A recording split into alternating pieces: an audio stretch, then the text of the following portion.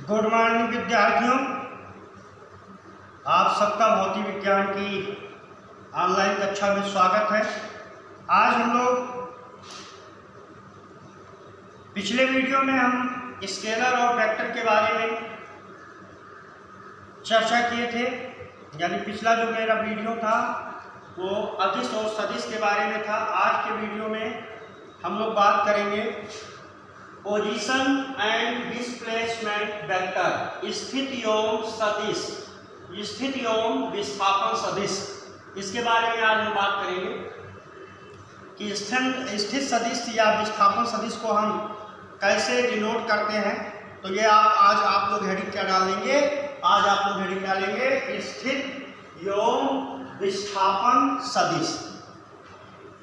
देखिए, अभी तक हम लोग जो बात कर रहे थे, अभी तक जो गति हो रही थी वो गति हमारी ऋजुरेखीय पथ पे गति हो रही थी। लेकिन यहाँ पे मोशन इन प्लेन, अब ये जो टॉपिक आगे हम पढ़ेंगे समतल में गति पढ़ेंगे। समतल में गति का मतलब कि जब कोई वस्तु दो अक्षों के पलटा गति करे तो उसको हम समतल में गति कहते हैं। जैसे मान लीजिए कि बाल है, अब बाल को आपने ड्रॉ किया, ऐसे बाल जा रही है, तो अब ये जब बाल ऐसे जा रही है तो आप इसको ऐसे भी कह सकते हैं, क्षैतिज दिशा में भी जा रही है, इसको आप क्षैतिज, और ये आपका क्या है, ये ऊर्ध्वाधर यानी ऊपर भी जा रही है, नीचे की तरफ भी जा रही है। इस प्रकार की मोशन को हम मोशन इन प्लेन, समतल में गति कहते हैं।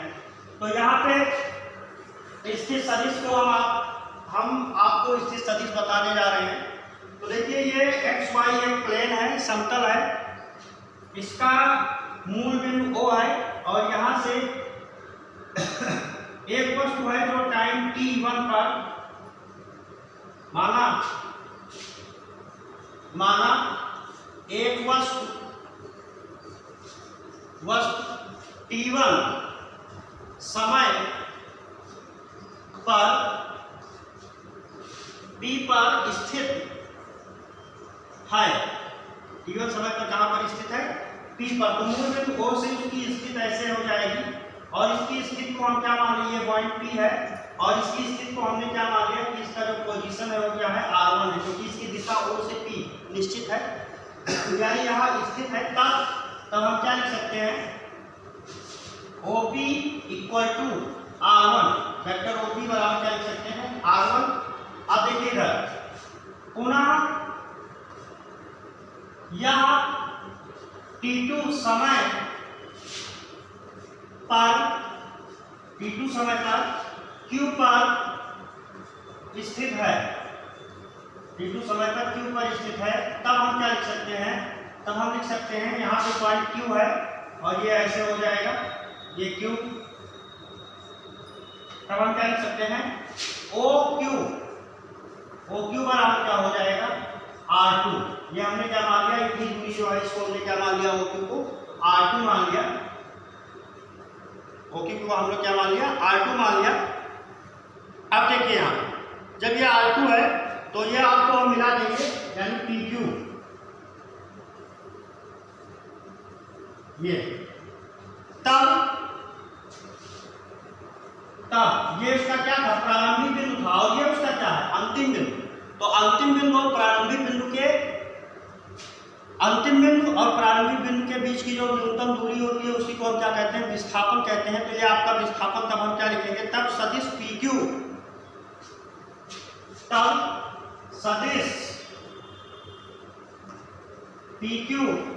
बराबर क्या हो जाएगा, तो सदिश PQ बराबर आपका हो जाएगा OQ minus OP। OQ minus क्या हो जाएगा, OP।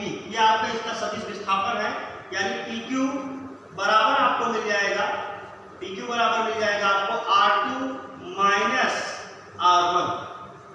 R2 माइनस क्या मिल जाएगा, R1 मिल जाएगा। अब देखिए इधर, यानी ये जो है ये कण का सदिश विस्थापन है। ये क्या है, PQ क्या है, कण का सदिश विस्थापन है। T1 समय पर कहाँ था, P पर था, तब उसका स्थित सदिश का मतलब मूल बिंदु के सापेक्ष उसकी स्थिति, और स्थित सदिश ये दूसरा वाला जो है मूल बिंदु के सापेक्ष Q पे स्थिति है। तो ये आपका PQ बराबर क्या हो जाएगा, R2 माइनस R1। अब देखिए स्थित सदिश को कैसे हम परिभाषित करेंगे, डिफिनीशन यहाँ पे लिखा है, अतः किसी कण का किसी समय अंतराल में विस्थापन सदिश कण के प्रारंभिक एवं अंतिम स्थित सदिशों के अंतर के बराबर होता है। कण के प्रारंभिक, या R1 क्या है, प्रारंभिक स्थित सदिश है, और R2 क्या है, अंतिम स्थित सदिश है। यानी T2 समय पे Q पे था तब स्थित सदिश R2 मान लिया हमने, और जब ये T1 समय पे P पे था तब इसकी स्थित सदिश को R1 माना था हमने। तो इसलिए देखिए विस्थापन इसका क्या हो जाएगा, अतः किसी कण का किसी समय अंतराल में विस्थापन सदिश कण के प्रारंभिक एवं अंतिम स्थित सदिशों के अंतर के बराबर होता है। साथ ही साथ एक बात आपको और ध्यान रखना है कि विस्थापन सदिश या स्थित सदिश एक सरल रेखा द्वारा प्रदर्शित किए जाते हैं। यानी विस्थापन सदिश की बात करें आप या किसी भी कण के स्थित सदिश की आप बात करेंगे, ये एक सरल रेखा के द्वारा व्यक्त किए जाएंगे। इनको डिनोट करेंगे आप एक सरल रेखा के द्वारा। अब ये बात हो गई। अब हम आगे बात करेंगे आपसे कुछ सदिश से संबंधित, वेक्टर से संबंधित कुछ परिभाषाओं के बारे में। तो अगला टॉपिक जो मेरा होगा वो वेक्टर से संबंधित कुछ परिभाषाएं हैं, उन पे हम लोग डिस्कस करेंगे। तो हम किन किन परिभाषाओं पे बात करने वाले हैं, सबसे पहले मैं आपको उसका थोड़ा संक्षिप्त विवरण दे दूं कि किस किस पे आज हम बात करेंगे। देखिए अब आगे मेरा जो टॉपिक है वेक्टर से यानी सदिशों से संबंधित कुछ परिभाषाएं। सदिशों से संबंधित कुछ परिभाषाएं। सदिशों से संबंधित कुछ परिभाषाएं। सदिशों से संबंधित कुछ परिभाषाएं। तो हम किस किस परिभाषाओं के बारे में बात करेंगे, इस पर थोड़ा सा पहले आपको बता दें संक्षिप्त रूप से। हम बात करेंगे कि समान वेक्टर किसे कहते हैं, असमान वेक्टर किसे कहते हैं, एकांक वेक्टर किसे कहते हैं, और हम बात करेंगे लंब कोणीय एकांक वेक्टर किसे कहते हैं और शून्य वेक्टर किसे कहते हैं। तो सबसे पहले मेरा जो हेडिंग है वो है समान वेक्टर। समान सदिश, यानी इसकी अंग्रेजी हो जाएगी इक्वल वेक्टर। समान सदिश किसे कहेंगे, तो ऐसे सदिश जिनके परिमाण व दिशाएं, मतलब जिनके परिमाण बराबर हो और जो एक ही दिशा में हो, उनको हम समान सदिश कहते हैं। समान सदिश किसे कहेंगे, तो ऐसा सदिश जिनकी लंबाई यानी जिनके परिमाण व दिशाएं दोनों बराबर हो, यानी दिशा भी सेम हो। जैसे हम ले रहे हैं यहाँ पे,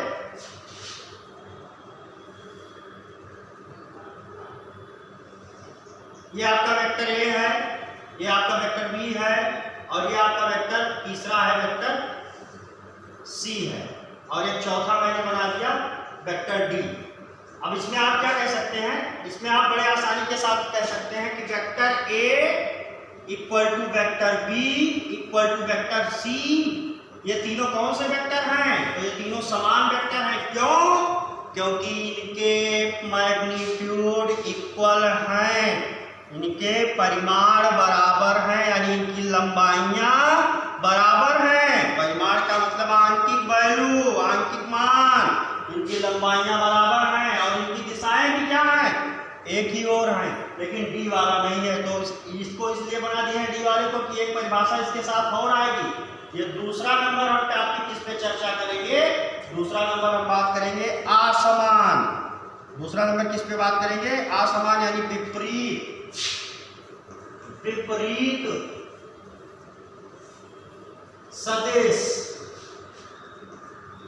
दूसरा नंबर हम किस पे बात करेंगे, विपरीत सदिश, यानी अपोजिट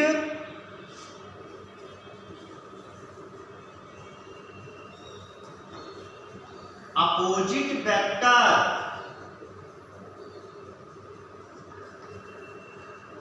दूसरा नंबर किस पे बात कर रहे हैं, अपोजिट वेक्टर्स, यानी विपरीत सदिश। तो विपरीत सदिश किसे कहेंगे, ऐसे सदिश जिनके परिमाण समान हो लेकिन दिशा भिन्न भिन्न हो, ऐसा सदिश जिनके परिमाण बराबर परंतु दिशाएं विपरीत होती हैं, दिशाएं विपरीत होती हैं, विपरीत सदिश कहलाते हैं। जैसे एग्जाम्पल के लिए ये जो चित्र मैंने बनाया है, ये चित्र को आप ध्यान से देखेंगे। ये चित्र में देखिए 4 सदिशों को मैंने डिनोट किया था। तो यहाँ पे आप क्या लिखेंगे, vector A equal to -d। -d क्यों लिखा गया, क्योंकि A का डायरेक्शन इधर है और D का इधर है, दोनों बराबर हैं। माइनस चिन्ह आने का मतलब दोनों के आंकिक मान बराबर हैं, परिमाण बराबर हैं, लंबाई बराबर है, लेकिन दिशाएं अलग अलग हैं। तो ऐसे सेम क्या लिख सकते हैं, vector B equal to -d, vector C equal to -d। तो ये आपके दो वेक्टर हमने आपको पढ़ाए, पहला आपको बताया समान सदिश और दूसरा बताया विपरीत सदिश। अब हम बात करेंगे तीसरे नंबर पे, हमारा आज का बात होगा एकांक सदिश। तीसरा नंबर हमारा क्या है, एकांक सदिश, यूनिट वेक्टर। तो तीसरा नंबर, थर्ड वाला क्या है, एकांक सदिश। इसको अंग्रेजी में कहते हैं यूनिट वेक्टर, यूनिट वेक्टर। तो नाम ही क्या है, एकांक सदिश, ऐसा सदिश जिसका परिमाण एक होता है, एकांक सदिश कहलाता है। एकांक सदिश किसे कहेंगे, तो ऐसा सदिश जिसका परिमाण क्या हो, एक हो, जिसकी मैग्नीट्यूड एक हो, उसको हम क्या कहेंगे, एकांक सदिश कहेंगे। अब देखिए,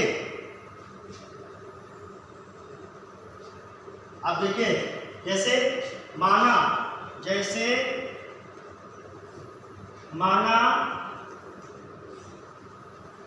वेक्टर A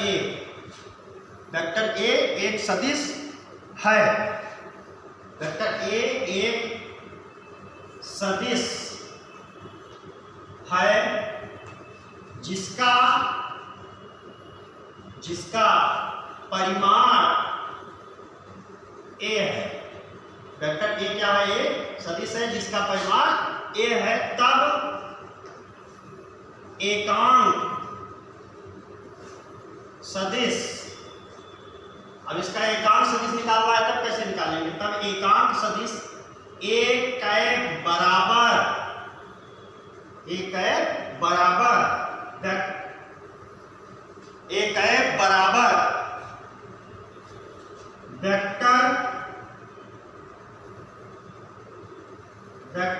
A बटे A का परिमाण, बटे वेक्टर A का परिमाण, वेक्टर A बटे वेक्टर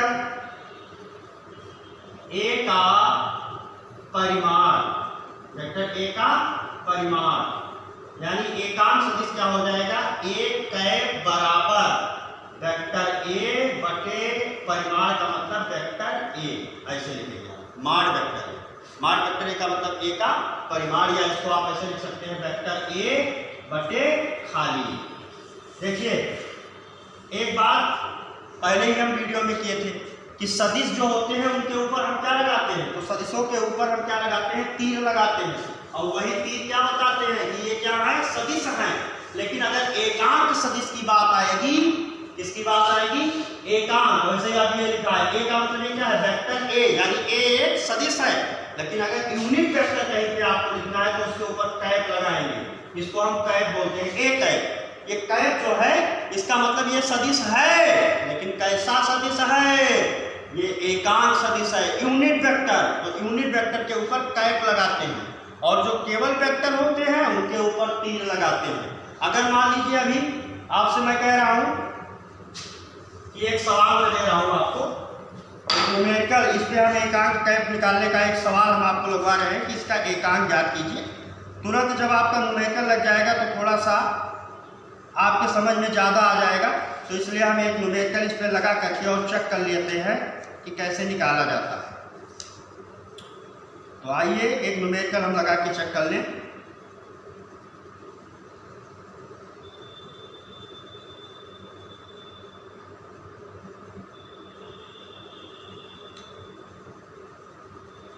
देखिए लिखा है वेक्टर ए बराबर, एक प्रश्न है, वेक्टर ए बराबर 3i cap plus 4j cap, 3i cap plus 4j cap, इसका ए कैप ज्ञात कीजिए। इसका ए कैप ज्ञात कीजिए। ए कैप ज्ञात करने का मतलब है इसका एकांक ज्ञात कीजिए। तो एकांक का सूत्र क्या होता है? ए कैप बराबर होता है vector A upon mod vector A, मतलब ए का परिमाण। अब देखिए परिमाण, ये वेक्टर ए लिखा है, वेक्टर ए बराबर लिखा है 3i cap plus 4j cap. ये i कैप यानी ये x अक्ष के अनुदिश का घटक है और ये j का मतलब y अक्ष के अनुदिश का घटक है। आगे आप पढ़ेंगे तो देखिए इसका मान आप कैसे निकालेंगे। वेक्टर a का परिमाण बराबर हो जाएगा i के गुणांक का स्क्वायर, i के गुणांक का स्क्वायर। तो i के गुणांक कितना है? 3, तो 3 का स्क्वायर, 3 त्रिका यानी 3 का स्क्वायर प्लस j के गुणांक का स्क्वायर तो 4 का स्क्वायर। तो ये 3 त्रिका 9, 4 चौक 16, 16 9 25 और 25 अंडर रूट 25 हो जाएगा, यानी आपको कितना मिल जाएगा? मॉड वेक्टर ए बराबर मिल जाएगा 5। हेंस अतः क्या हो जाएगा? ए कैप बराबर आपको मिल जाएगा 3i cap plus 4j cap oblique यानी बटे 5। यही आपका क्या हो जाएगा? ये यहाँ पे यूनिट लगेगा, ये आपका क्या हो जाएगा? आंसर। इस तरीके से एकांक के न्यूमेरिकल को हम यूनिट वेक्टर जो निकालना होता है उसके न्यूमेरिकल को सॉल्व करते हैं। बहरहाल आगे हम आपको बहुत सारे न्यूमेरिकल बताने वाले हैं, चिंता करने की कोई ज़रूरत आपको नहीं है, बस केवल आप ध्यान से देखते रहें। जो चीज़ समझ में ना आए तुरंत आप शेयर करते रहें। सारी समस्याएं आपकी यूं ही क्लासों में ही खत्म कर दूंगा। जब तक आपके समझ में नहीं आएगा तब तक मैं दोबारा रिवीजन करके अवश्य पढ़ाऊंगा, तो चिंता करने की आपको जरूरत बिल्कुल नहीं है। अब अगला हम तीसरा नंबर बात करने जा रहे हैं। यहाँ तक बात किए थे, अब हम बात करेंगे लंब कोणीय एकांक वेक्टर की। ये जो i j के आया था ना, ये a बराबर अभी हमने लिखा है 3i cap plus 4j cap, ये अभी प्रश्न में हमने लिखा है ना, तो इसकी भी हम बात करेंगे। यही पे अब हम हमारा अगला हेडिंग क्या है? 4 नंबर।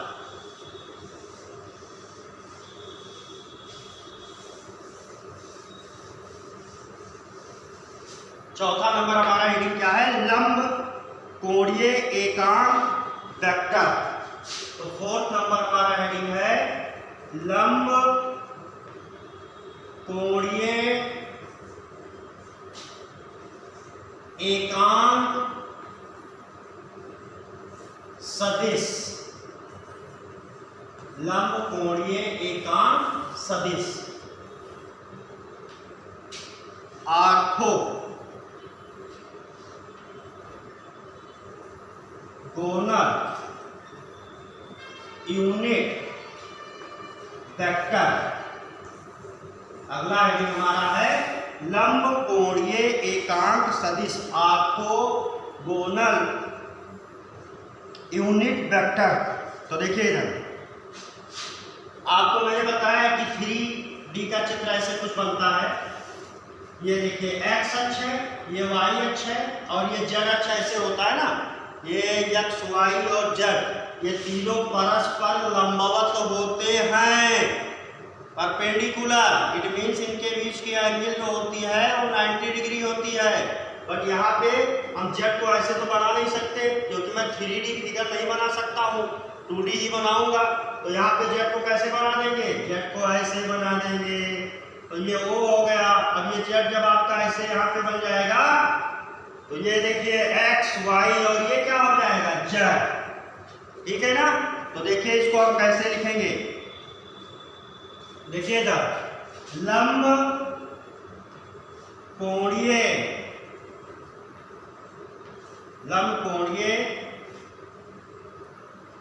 अक्षों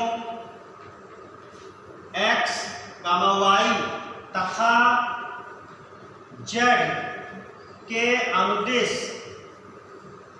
अनुदिश का मतलब दिशा में, अनुदिश का मतलब दिशा में एकांक सदिश क्रमशः आई कामा जे व के आई जे व के से लिखे जाते हैं। तो देखिए इधर लंबकोणीय अक्षों x यानी x अक्ष के अनुदिश लंबकोणीय एकांक सदिश क्या होता है i कैप, y अक्ष के अनुदिश लंबकोणीय एकांक सदिश j कैप और z अक्ष के अनुदिश लंबकोणीय एकांक सदिश को किससे लिखते हैं तो k कैप से लिखते हैं। x अक्ष के अनुदिश लंबकोणीय एकांक सदिश को i कैप से, y अक्ष के एकांक लंबकोणीय सदिश को z अक्ष से और k अक्ष के एकांक लंबकोणीय एकांक सदिश को z अक्ष से। अब देखिए इधर i माना या फिर हम दिखाते हैं आपको आगे।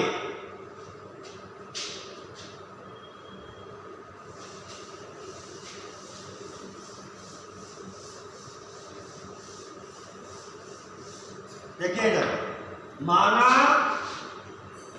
माना वेक्टर ए एक सदिश है, तब आई जे व के पद में इसको कैसे लिखेंगे, इसको लिखेंगे वेक्टर ए बराबर ए सफिक्स में x i cap, A suffix में y j कैप, ए सफिक्स में z k कैप। अब देखिए इसका मतलब क्या है, ये वेक्टर ए एक सदिश है और ax इसका क्या है x अक्ष के अनुदिश घटक, ay क्या है y अक्ष के अनुदिश घटक, az क्या है z अक्ष के अनुदिश घटक, component of x axis and component of y axis और कंपोनेंट ऑफ z एक्सिस।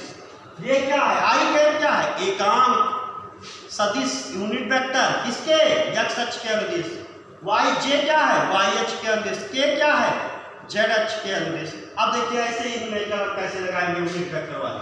एक न्यूमेरिकल आपको और निकाल बना के दिखाते हैं। एग्जांपल देखिए, जैसे वेक्टर a इक्वल टू दिया है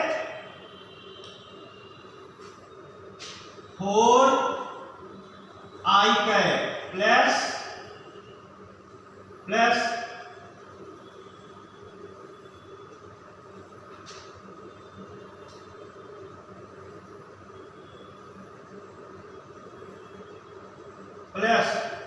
3j cap plus 2k cap. अब क्या कह रहा है कि इसका a कैप ज्ञात कीजिए, इसका क्या ज्ञात करना है a कैप। तो तुरंत आप क्या लिखेंगे a कैप बराबर वेक्टर a का मतलब 4i cap plus 3j cap plus 2k cap. अब यहाँ लिखिए एक बात और समझ लीजिए, मॉड वेक्टर a मीन्स हो जाएगा under root ax square plus ay square plus az square. अब मान लीजिए कि ay यानी i और j के ही पद में है, ये मान लीजिए k वाला अगर नहीं होता तब आप क्या लिखते ax square plus ay square. अब यहाँ az भी है तो k वाला भी होगा, तो यहाँ पे क्या हो जाएगा सीधा हम डायरेक्ट लिख रहे हैं न्यूमेरिकल में 4 चौक 16 3 त्रिका 9 2 दूना 4 2 दूना 4। ये क्या है 16 क्या है 16 4 चौक 16 हुआ। ये 4 यहाँ क्या लिखा है 4 किसके स्थान पे लिखा है ax के स्थान पे, 3 किसके स्थान पे लिखा है ay के स्थान पे, 2 किसके स्थान पे लिखा है az के स्थान पे। ये देखिए परिमाण निकालने का तरीका है। तो देखिए यहाँ पे क्या हो जाएगा, ये वेक्टर लग गया है कैप लगेगा, तो a कैप बराबर यहाँ पे क्या हो जाएगा a कैप बराबर आपका यहाँ पे हो जाएगा 4i cap plus 3j cap j cap plus 2k cap और नीचे क्या हो जाएगा 16 9 25 और 4 अंडर रूट 1। यही क्या हो जाएगा आंसर हो जाएगा। तो ऐसे ही यूनिट वेक्टर के सवाल को लगाते हैं। अब अगला हम बात करेंगे शून्य वेक्टर। तो शून्य वेक्टर किसे कहेंगे, ऐसा वेक्टर जिसका परिमाण शून्य होता है शून्य वेक्टर कहलाता है। इसे शून्य वेक्टर को किससे लिखते हैं तो शून्य वेक्टर को बता दें हम आपको किससे लिखा जाएगा। अगला जो मेरा टॉपिक है 5वां नंबर वेक्टर से संबंधित, वो क्या है, जीरो वेक्टर। जीरो वेक्टर, तो जीरो वेक्टर शून्य वेक्टर ऐसा सदिश जिसका परिमाण शून्य होता है, शून्य सदिश कहलाता है। इसे जीरो के ऊपर सदिश से लिखते हैं। तो आपसे कोई पूछेगा शून्य सदिश क्या है, तो ऐसा वेक्टर जिसका मैग्नीट्यूड 1 हो, सॉरी शून्य हो, उसको हम क्या कहेंगे, शून्य सदिश कहेंगे। तो इस वीडियो में आज यहीं तक आप लोग देखेंगे और कल हम आपसे बात करेंगे दो वेक्टरों को जोड़ना, दो वेक्टरों को किन किन विधियों से जोड़ा जाता है। धन्यवाद, शुभ दिन।